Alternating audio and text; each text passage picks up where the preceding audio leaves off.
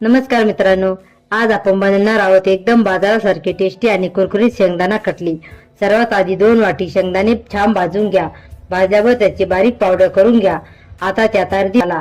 Mixer मध्ये व्यवस्थित बारीक फिरवण्यासाठी 2-2 चमचे मिल्क पावडर घाला आणि सगळं छान बारीक करून घ्या।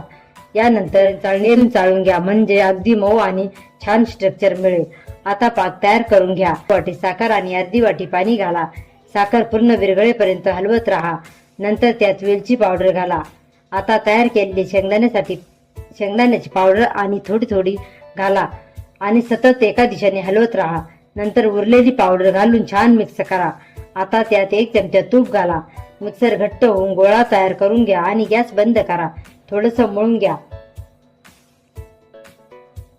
बटर पेपर नसल्यामुळे आपण प्लास्टिकवर हलकेसं तूप लावून त्यावर मिश्रण पसरूया।